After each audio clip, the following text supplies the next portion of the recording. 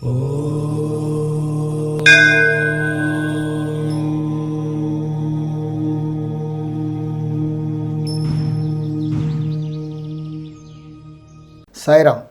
విశ్వకర్మ వాస్తు YouTube ఛానల్కి స్వాగతం. నేను మీ విశ్వకర్మ. పూజా రూమ్కి అసలు డోర్ ఉండాలా? డోర్ లేకపోతే ఏమైనా దోషం ఉంటుందా అని ఇలా చాలామంది అడుగుతుంటారు. గురుగారు, మా ఇంట్లో పూజా రూమ్ ఉంది కానీ మేము దానికి డోర్ పెట్టలేదండి, అలా ఉండొచ్చా?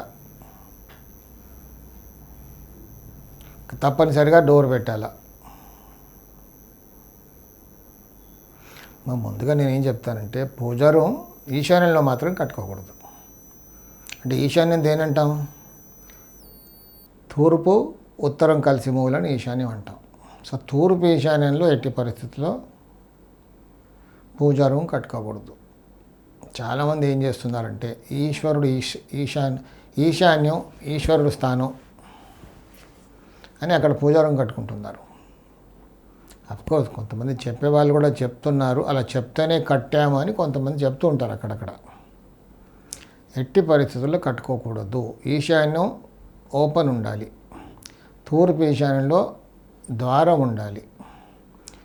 తూర్పు ఈశాన్యంలో ఎలాంటి బరువులు సామాన్లు ఏది పెట్టుకోకూడదు అనేది ముఖ్యమైన నియమం వాస్తుశాస్త్రంలో. స్థలం ఉంది అంటే కిచెన్ ఉత్తరం గోడకి, అంటే హాల్లో కిచెన్ ఉత్తరం గోడని వాడుతూ అక్కడ 3 4 5 ఫీటో తీసుకొని అక్కడ ఒక పూజా రూమ్ కట్టుకోవడంలో తప్పులేదు.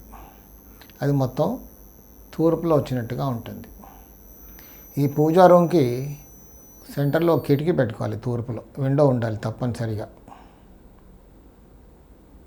చాలామంది పూజా రూమ్ అక్కడ కడుతుంటారు కానీ విండో లేకుండా కట్టేస్తుంటారు. తప్పనిసరిగా విండో ఉండాలి తూర్పులో. పూజా రూమ్ ఒక తూర్పులో మధ్యలో ఒక విండో ఉండాలి. పైకి కింద దేవుని పెట్టుకొని పూజ చేసుకోవాలి. కానీ పూజా రూమ్లో అయితే అరుగులు కట్టుకోకూడదు. అరుగు కట్టుకోవడం దోషం. డోర్ పెట్టుకోవాలి అంటే వీలుంటే ఒక డోర్ పెట్టుకోవచ్చు. కానీ ఆ డోర్కి ఎలా ఉండాలి? డోర్ మూసేస్తే కూడా దానికి రంధ్రాలు ఉండాలి. పూజా రూమ్కి గంటలతో డోర్లు వస్తాయి. అంటే గాలి అందులో నుంచి వెళ్ళిపోద్ది. ఆ వెంటిలేషన్ అంటూ ఉండాలి. బయటికి వెళ్ళిపోవాలి. బయట నుంచి వచ్చింది కూడా ఇలా వెళ్ళిపోవాలి. ఊరికే పూజారికి ఆ గంటలతో డోర్ పెట్టుకున్న ఆ రంధ్రాలతో, కానీ ఎదురుగా విండో లేదు అంటే అక్కడ మొత్తం తూర్పు బంధించేసిన దోషం ఏర్పడుతుంది. అసలు డోర్ పెట్టుకోండి, మేము ఊరికే కర్టన్ వేసుకుంటాం అంటే కర్టన్ కూడా వేసుకోవచ్చు. కర్టన్ కొంచెం నెట్టెడ్ కర్టన్ వేసుకోవాలి. అంటే దాంట్లో నుంచి గాలి వెళ్ళిపోవాలి. మొత్తం కర్టన్ కింద భూమికి ఆనకూడదు. ఒక భూమి నుంచి ఒక 6 inches పైకి ఉండాలి. ఆ వెంటిలేషన్ అంటూ ఉండాలి అక్కడ. లేదండి మా ఇంట్లో మేము అసలుకి డోర్ లేకుండా ఉంటాం, డోర్ కంపల్సరీ కావాలి. ఎందుకంటే ఇంట్లో ఆడవాళ్ళు బయట ఉన్నప్పుడు ఆ డోర్ మూసేస్తాం అంటే అది సెంటిమెంట్, అంతే, పెట్టుకోవచ్చు అలా. ఒకప్పుడు ఏంటంటే డోర్ కంపల్సరీగా ఉండేది. ఆడవాళ్ళు బయట ఉన్నప్పుడు అలా వచ్చేవాళ్ళు కాదు అక్కడిని. ఆ నీడ అటు పడకూడదు.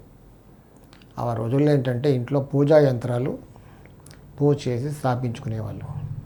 ఆ యంత్రాలు స్థాపన చేసిన తర్వాత రోజు పూజ, ఆ విధి విధానంగా పూజ ఉంటుంది.